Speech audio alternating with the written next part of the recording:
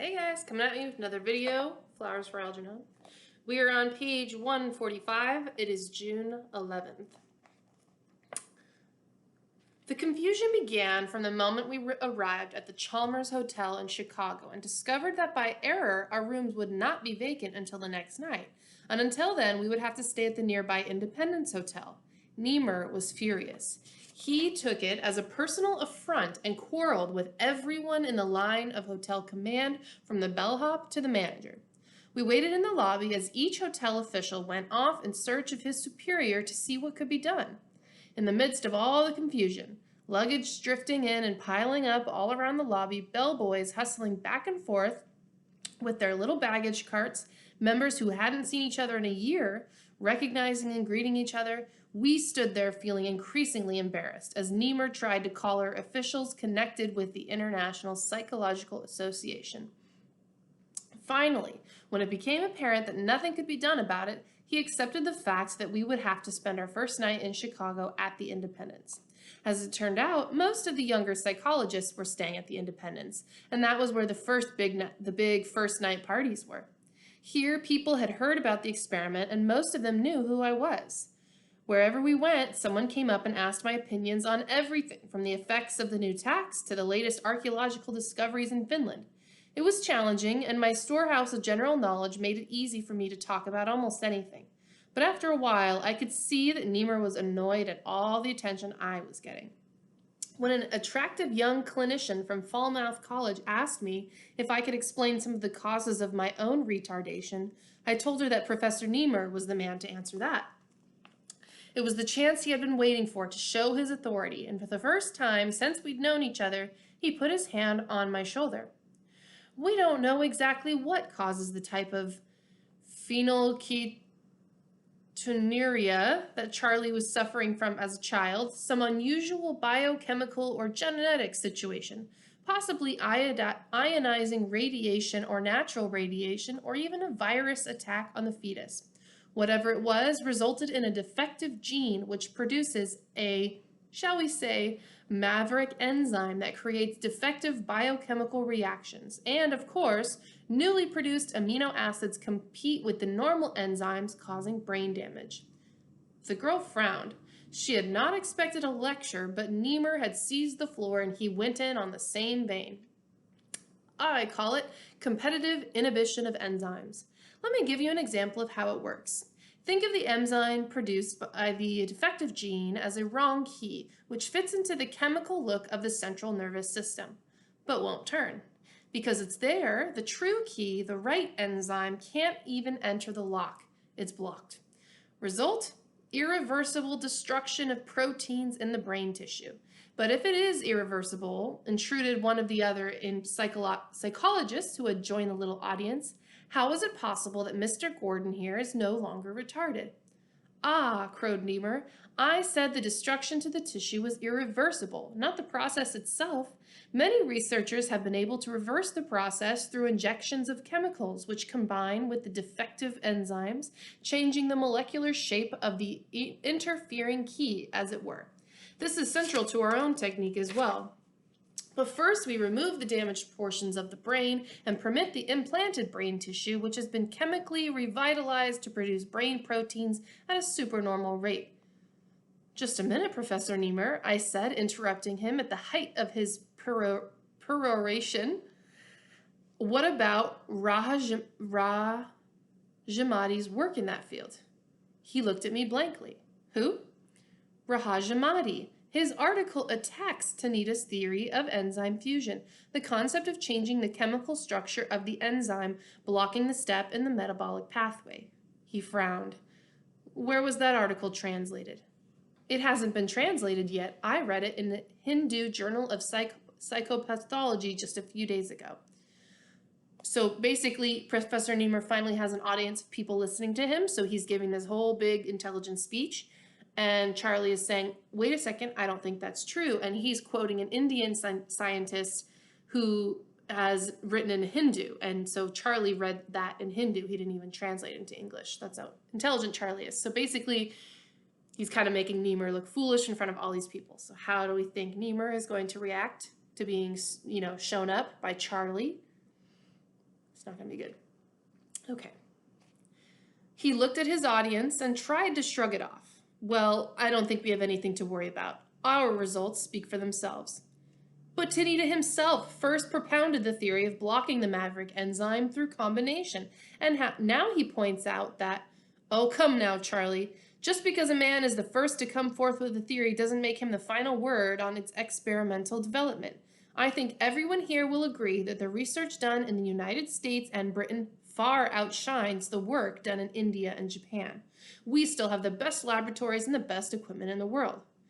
But that doesn't answer Rahajamadi's point that this is not the time or place to go into that. I'm certain all of these points will be adequately dealt with in tomorrow's session. He turned to talk to someone about an old college friend, cutting me off completely, and I stood there dumbfounded. I managed to get Strauss off to one side, and I started questioning him. All right now, you've been telling me I'm too sensitive to him. What did I say to upset him that way? You're making him feel inferior, and he can't take it. I'm serious. For God's sake, tell me the truth. Charlie, you've got to stop thinking that everyone is laughing at you. Niemer couldn't discuss those articles because he hasn't read them. He can't read those languages. Not read Hindi and Japanese? Oh, come on now. Charlie, not everyone has your gift for languages. But then how can he refute Rahajamadi's attack on this method and Tinita's challenge on the validity of this kind of control? He must know about those. No, said Strauss thoughtfully. Those papers must be recent. There hasn't been time to get translations made. You mean you haven't read them either? He shrugged. I'm an even worse linguist than he is, but I'm certain before the final reports are turned in, all the journals will be combined for additional data. I didn't know what to say. To hear him admit that both of them were ignorant of whole areas in their fields was terrifying. What languages do you know? I asked him. French, German, Spanish, Italian, and enough Swedish to get along. No Russian, Chinese, Portuguese? He reminded me that as a practicing psychiatrist and neurosurgeon that he had very little time for languages, and the only ancient languages that he could read were Latin and Greek, nothing of the ancient Oriental tongues. I could see he wanted to end the discussion at that point, but somehow I couldn't let it go. I had to find out just how much he knew. I found out. So basically, Charlie has spent this whole time thinking that Niemer and Strauss are complete geniuses. They know everything. They're the experts on the subject. But now Charlie found out that there is stuff they don't even know because they can't read those languages. They can read a lot of languages, but not Hindi and Japanese. So that really surprises Charlie, and now he's very questioning of their intelligence because they don't know things that he knows. So this is what he found out about what they do know. I found out. Physics, nothing beyond the quantum theory of fields. Geology, nothing about geomorphology or stratigraphy or even petrology. Nothing about the micro or macroeconomic theory. Little in mathematics beyond the elementary level of calculus and variations. And nothing at all about Banach algebra or Riemannian manifolds. It was the first inkling of the revelations that were in store for me this weekend. I couldn't stay at the party. I slipped away to walk and think this out. Frauds, both of them. They had pretended to be geniuses, but they were just ordinary men working blindly, pretending to be able to bring light into the darkness. Why is it that everyone lies? No one I know is what he appears to be. As I turned the corner, I caught a glimpse of Bert coming after me. What's the matter? I said as he caught up to me. Are you following me? He shrugged and laughed uncomfortably. Exhibit A, star of the show. Can't have you run down by one of those motorized Chicago cowboys or mugged and rolled on State Street. I don't like being kept in custody. He avoided my gaze as he walked beside me, his hands deep in his pockets. Take it easy, Charlie. The old man is on edge. This convention means a lot to him. His reputation is at stake. I didn't know you were so close to him, I taunted, recalling all the times Bert had complained about the professor's narrowness and pushing. I'm not close to him. He looked at me defiantly. But he's put his whole life into this. He's no Freud or Jung or Pavlov or Watson, but he's doing something important, and I respect his dedication. Maybe even more because he's just an ordinary man trying to do a great man's work. while the great men are all busy making bombs. I'd like to hear you call him ordinary to his face. It doesn't matter what he thinks of himself. Sure, he's egotistic, so what? It takes that kind of ego to make a man attempt a thing like this. I've seen enough of men like him to know that mixed in with that pompousness and self-assertion is a goddamned good measure of uncertainty and fear. And phoniness and shallowness, I added. I see them now as they really are, phonies. I suspected it of Niemer. He always seemed frightened of something, but Strauss surprised me. Bert paused and let out a long stream of breath. We turned into a luncheonette for coffee, and I didn't see his face, but the sound revealed his exasperation. You think I'm wrong? Just that you've come a long way kind of fast, he said. You've got a superb mind now. Intelligence that can't really be calculated. More knowledge absorbed by now than most people pick up in a long lifetime. But you're lopsided. You know things, you see things, but you haven't developed understanding, or I have to use the word tolerance. You call them phonies, but when did either of them ever claim to be perfect or superhuman? They're ordinary people. You're the genius. He broke off awkwardly, suddenly aware that he was preaching at me. Go ahead. Ever meet Niemer's wife? No. If you want to understand why he's under attention all the time, even when things are going well at the lab and in his lectures, you've got to know Bertha Niemer. Did you know she's got him his professorship? Did you know she used her father's influence to get him the Wellberg Foundation grant? Well, now she's pushed him into this premature presentation at the convention. Until you've had a woman like her writing you, don't think you can understand the man who has. I didn't say anything, and I could see he wanted to get back to the hotel. All the way back, we were silent. Am I a genius? I don't think so. Not yet, anyway. As Bert would put it, mocking the euphemisms of educational jargon, I'm exceptional, a democratic term used to avoid the damning labels of gifted and deprived, which used to mean bright and retarded. And as soon as exceptional beings begins to mean anything to anyone, they'll change it. The idea seems to be, use an expression only as long as it doesn't mean anything to anybody. Exceptional refers to both ends of the spectrum, so all my life I've been exceptional. Strange about learning. The farther I go, the more I see that I never knew even existed. A short while ago, I foolishly thought I could learn everything, all the knowledge in the world.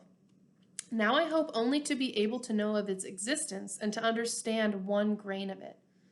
Is there time? Bert is annoyed with me. He finds me impatient, and the others must feel the same, but they hold me back and try to keep me in place. What is my place? Who and what am I now? Am I the sum of my life or only of the past months? Oh, how impatient they get when I try to discuss it with them. They don't like to admit that they don't know. It's paradoxical that an ordinary man like Niemer presumes to devote himself to making other people geniuses. He would like to be thought of as the discoverer of new laws of learning, the Einstein of psychology, and he has the teacher's fear of being surpassed by the student, the master's dread of having the disciple discredit his work. Not that I'm in any real sense Niemer's student or disciple as Bert is. I guess Niemer's fear of being revealed as a man walking on stilts among giants is understandable.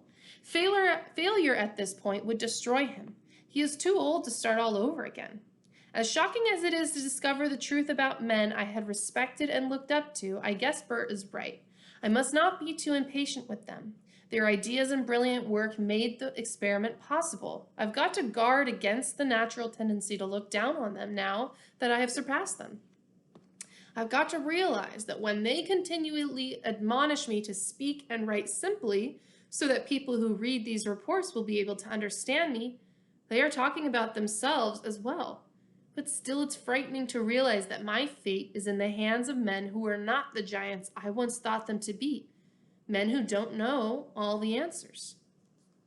That is scary when the people think about your doctor, the person who is curing you, think about you knowing more than them. That's really scary. So he's kind of scared to know that the people who are in charge of his fate have less intelligence than he does. June 13. I'm dictating this under great emotional strain. I've walked out on the whole thing. I'm on a plane headed back to New York alone, and I have no idea what I'm going to do when I get there. At first, I admit I was in awe at the picture of an international convention of scientists and scholars gathered for an exchange of ideas. Here, I thought, was where it all really happened. Here it would be different from the sterile college discussions because these were the men on the highest levels of psychological research and education, the scientists who wrote the books and delivered the lectures, the authorities people quoted. If Niemer and Strauss were ordinary men working beyond their abilities, I felt sure it would be different with the others. When it was time for the meeting, Niemer steered us through the gigantic lobby with its heavy Baroque furnishings and huge curving marble staircases, and we moved through the thickening knots of handshakers, nodders, and smilers. Two other professors from Beekman who had arrived in Chicago just this morning joined us. Professors White and Klinger walked a little to the right and a step or two behind Niemer and Strauss, while Bert and I brought up the rear. Standees parted to make a path for us into the grand ballroom, and Niemer waved to the reporters and photographers who had come to hear at first hand about the startling things that had been done with a retardate adult in just a little over 3 months. Niemer had obviously sent out advance publicity releases. Some of the psychological papers delivered at the meeting were impressive. A group from Alaska showed how stimulation of various portions of the brain caused a significant development in learning ability. And a group from New Zealand had mapped out those portions of the brain that controlled perception and retention of stimuli. But there were other kinds of papers too. P.T. Zellerman's study on the difference in the length of time it took white rats to learn a maze when the corners were curved rather than angular, or Warfel's papers on the effect of intelligence on the reaction time of rhesus monkeys. Papers like these made me angry. Money, time, and energy squandered on the detailed analysis of the trivial. Bert was right when he praised Niemer and Strauss for devoting themselves to something important and uncertain rather than to something insignificant and safe. If only Niemer would look at me as a human being. After the chairman announced the presentation from Beekman University, we took our seats on the platform behind the long table, Algernon in his cage between Bert and me. We were the main attraction of the evening, and when we were settled, the chairman began his introduction. I half expected to hear him boom out, "Ladies and gentlemen, step right this way and see the sideshow. An act never before seen in the scientific world. A mouse and a moron turned into geniuses before your very eyes." I admit I had come here with a chip on my shoulder. All he said was, "The next presentation really needs no introduction.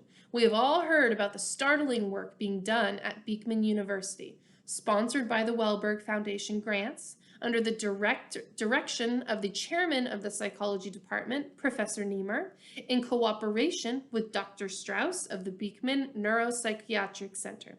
Needless to say, this is a report we have all been looking forward to with great interest." I turn the meeting over to Professor Niemer and Dr. Strauss. Niemer nodded graciously at the chairman's introductory praise and winked at Strauss in the triumph of the moment. The first speaker from Beekman was Professor Klinger. I was becoming irritated, and I could see that Algernon, upset by the smoke, the buzzing, the unaccustomed surroundings, was moving around in his cage nervously. I had the strangest compulsion to open his cage and let him out. It was an absurd thought, more of an itch than a thought, and I tried to ignore it. But as I listened to Professor Klinger's stereotyped paper on the effects of light-handed goal boxes in a T-maze versus right-handed goal boxes in a T-maze, I found myself toying with the release lock mechanism of Algernon's cage. In a short while, before Strauss and Niemer would unveil their crowning achievement, Bert would read a paper describing the procedures and results of administering intelligence and learning tests he had devised for Algernon. This would be followed by a demonstration as Algernon was put through his paces of solving a problem in order to get his meal. Something I have never stopped resenting.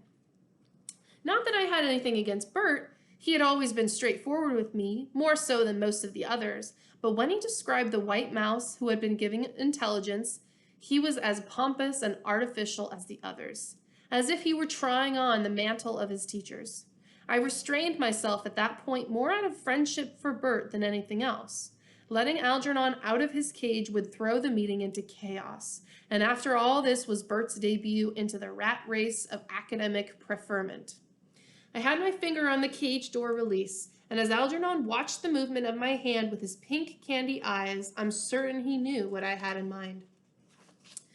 At that moment, Bert took the cage for his demonstration. He explained the complexity of the shifting lock and the problem-solving required each time the lock was to be opened. Thin plastic bolts fell into place in varying patterns and had to be controlled by the mouse, who depressed a series of levers in the same order. As Algernon's intelligence increased, his problem-solving speed increased. That much was obvious. But then Bert revealed one thing I had not known. At the peak of his intelligence, Algernon's performance had become variable. There were times, according to Bert's report, when Algernon refused to work at all, even when apparently hungry, and other times when he would solve the problem, but instead of taking his food reward, would hurl himself against the walls of his cage. When someone from the audience asked Bert if he was suggesting that this erratic behavior was directly caused by increased intelligence, Bert ducked the question. As far as I'm concerned, he said, there's not enough evidence to warrant that conclusion. There are other possibilities. It is possible that both the increased intelligence and the erratic behavior at this level were created by the original surgery, instead of one being a function of the other. It's also possible that this erratic behavior is unique to Algernon. We didn't find it in any of the other mice, but then none of the others achieved as high a level of intelligence nor maintained it for so long as Algernon has. I realized immediately that this information had been withheld from me. I suspected the reason, and I was annoyed, but that was nothing to the anger I felt when they brought out the films. I had never known that my early performances and tests in the laboratory were filmed. There I was, at the table, beside Bert, confused and open-mouthed as I tried to run the maze with the electric stylus. Each time I received a shock, my expression changed to an absurd, wide-eyed stare, and then that foolish smile again. Each time it happened, the audience roared. Race after race, it was repeated, and each time they found it funnier than before. So they're watching this old video of Charlie and people are laughing at him. I told myself they were not gawking curiosity seekers, but scientists here in search for knowledge. They couldn't help finding these pictures funny, but still, as Bert caught the spirit and made amusing comments on the films, I was overcome with a sense of mischief. It would be even funnier to see Algernon escape from his cage and to see all these people scattering and crawling around on their hands and knees trying to retrieve a small, white, scurrying genius. But I controlled myself, and by the time Strauss took the podium, the impulse had passed. Strauss dealt largely with the theory and techniques of neurosurgery, describing in detail how pioneer studies on the mapping of hormone control centers enabled him to isolate and stimulate these centers while at the same time removing the hormone inhibitor producing portions of the cortex. This is a lot of scientific language, and I'm sorry, because this stuff is hard for me to understand as well, but this is part of understanding Charlie's intelligence is that you can't really understand him because he is so intelligent. He explained the enzyme block theory and went on to describe my physical condition before and after surgery. Photographs, I didn't know they had been taken, were passed around and commented on, and I could see by the nods and smiles that most people there agreed with him that the dull, vacuous facial expression had also been transformed into an alert, intelligent appearance. He also discussed in detail the pertinent aspects of our therapy sessions, especially my changing attitudes toward free association on the couch. I had come there as part of a scientific presentation, and I had been expected to be put on exhibition, but everyone kept talking about me as if I were some kind of newly created thing they were presenting to the scientific world. No one in this room considered me an individual, a human being. The constant juxtaposition of Algernon and Charlie and Algernon, made it clear that they thought of both of us as a couple of experimental animals who had no existence outside the laboratory. But aside from my anger, I couldn't get it out of my mind that something was wrong. So Charlie has mentioned several times throughout the book that he wants to be treated like a human, and he does not think that Professor Niemer and Dr. Strauss are doing that. They treat him just like a lab rat, like they treat Algernon. And so that has come up multiple times in the book. I want to be treated as a human and not a test subject. And so now we're going to see how that really kind of comes to a head, his frustrations. Finally, it was Niemer's turn to speak, to sum it all up as the head of the project, to take the spotlight as the author of a brilliant experiment. This was the day he had been waiting for. He was impressive as he stood up there on the platform, and as he spoke, I found myself nodding with him, agreeing with things I knew to be true. The testing, the experiment, the surgery, and my subsequent mental development were described at length, and his talk was enlivened by quotations from my progress reports. More than once, I found myself hearing something personal or foolish read to this audience. Thank God I had been careful to keep most of the details about Alice and myself in my private file. Then at one point in his summary, he said it. We who have worked on this project at Beekman University have the satisfaction of knowing we have taken one of nature's mistakes, calling Charlie a mistake, and by our new techniques created a superior human being. When Charlie came to us, he was outside of society, alone in a great city without friends or relatives to care about him, without the mental equipment to live a normal life. No past, no contact with the present, no hope for the future. It might be said that Charlie Gordon did not really exist before this experiment. So now Professor Niemer is saying it plain and clear. He did not think that Charlie was a real person or existed before this experiment. He was a nobody. Such a cruel thing to say about a person. Basically humiliating Charlie and displaying his life as worthless before the experiment. I don't know why I had resented it so intensely to have them think of me as something newly minted in their private treasury, but it was, I am certain, echoes of that idea that had been sounding in the chambers of my mind from the time we had arrived in Chicago. I wanted to get up and show everyone what a fool he was, to shout at him. I am a human being, a person with parents and memories and a history, and I was before you ever wheeled me into that operating room. At the same time, deep in the heat of my anger, there was forged an overwhelming insight into the thing that had disturbed me when Strauss spoke again, and again when Niemer amplified this data. They had made a mistake, of course. The statistical evaluation of the waiting period necessary to prove the permanence of the change had been based on earlier experiments in the field of mental development and learning, on waiting periods with normally dull or normally intelligent animals. But it was obvious that the waiting period would have to be extended in those cases where an animal's intelligence had been increased 2 or 3 times. Niemer's conclusions had been premature. So what he's saying is that we still do not know if the experiment is successful. It's successful with Algernon, but Algernon was a normal functioning mouse. Charlie was not a normally functioning human. He had lower intelligence. So Charlie is basically saying that their experiment is wrong. They do not have the right to celebrate the success of the experiment because they need to wait longer to see that it really works. For both Algernon and myself, it would take more time to see if this change would stick.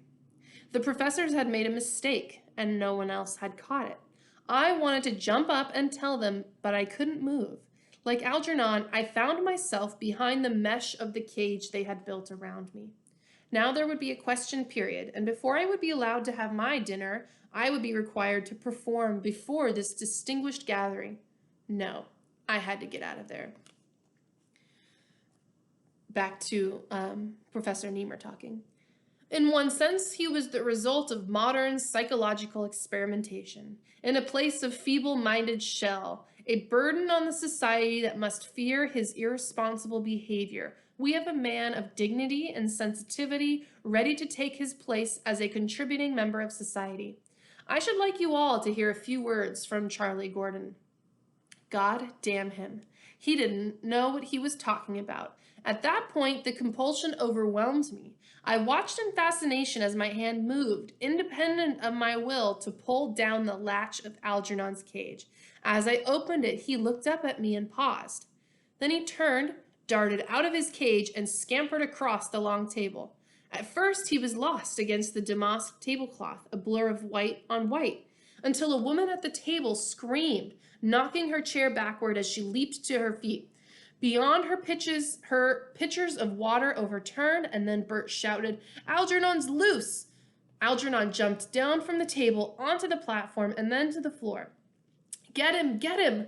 Niemer screeched at the audience as the audience, divided in its aims, became a tangle of arms and legs. Some of the women, non-experimentalists, tried to stand on the unstable folding chairs, while others, trying to help corner Algernon, knocked them over. "Close those back doors," shouted Bert, who realized Algernon was smart enough to head in that direction. "Run," I heard myself shout. "The side door." "He's gone out the side door," someone echoed. Get him, begged Niemer. The crowd surged out of the grand ballroom into the corridor as Algernon, scampering along the maroon-carpeted hallway, led them a merry chase. Under Louis XIV tables, around potted plant palms, up stairways, around corners, down stairways, into the main lobby, picking up other people as we went. Seeing them all running back and forth in the lobby, chasing a white mouse smarter than many of them, was the funniest thing that had happened in a long time. "Go ahead, laugh," snorted Niemer, who nearly bumped into me, "but if we don't find him, the whole experiment is in danger." I pretended to be looking for Algernon under a wastebasket. "Do you know something?" I said. "You've made a mistake, and after today, maybe it just won't matter at all." Seconds later, half a dozen women came screaming out of the powder room, skirts clutched frantically around their legs. "He's in there!" someone yelled. But for a moment, the searching crowd was stayed by the handwriting on the walls. Ladies. I was the first to uncross the invisible barrier and enter the sacred gates, meaning he's going into the women's room. Algernon was perched on top of one of the wash basins, glaring at his reflection in the mirror. "Come on," I said, "we'll get out of here together." He let me pick him up and put him into my jacket pocket. "Stay in there quietly until I tell you." The others came bursting through the swinging doors, looking guiltily as if they expected to see screaming nude females. I walked out as they searched the washroom, and I heard Bert's voice. "There's a hole in that ventilator. Maybe he went up there." "Find out where it leads to," said Strauss. "You go up to the second floor," said Niemer, waving to Strauss. "I'll go down to the basement." At this point, they burst out of the ladies' room, and the forces split. I followed behind Strauss' contingent up to the second floor as they tried to discover where the ventilator led to. When Strauss and White and their half-dozen followers turned right down corridor B, I turned left up corridor C and took the elevator to my room. I closed the door behind me and patted my pocket. A pink snout and white fuzz poked out and looked around. "I'll just get my things packed," I said, "and we'll take off. Just you and me, a couple of man-made geniuses on the run." I had the bellhop put the bags and the tape recorder into a waiting taxi, paid my hotel bill, and walked out the revolving door with the object of the search nestled in my jacket pocket. I used my return flight ticket to New York. Instead of going back to my place, I planned to stay at a hotel here in the city for 1 or 2 nights. We'll use that as a base of operations while I look for a furnished apartment somewhere midtown. I want to be near Times Square. Talking all this out makes me feel a lot better, even a little silly. I don't really know why I got so upset or what I'm doing on a jet heading back to New York with Algernon in a shoebox under the seat. I mustn't panic. The mistake doesn't necessarily mean anything serious. It's just that things are not as definite as Niemer believed. But where do I go from here? First, I've got to see my parents, as soon as I can. I may not have all the time I thought I had. We'll end there. So, Charlie has stolen Algernon and is now going to find a new apartment in New York because his old one, they're going to be looking for him there. So he's kind of on the run. And he believes that he has a feeling that his intelligence is not going to last like he had hoped. So he's trying to settle this business that he needs to settle before he loses his intelligence. We'll stop there for today.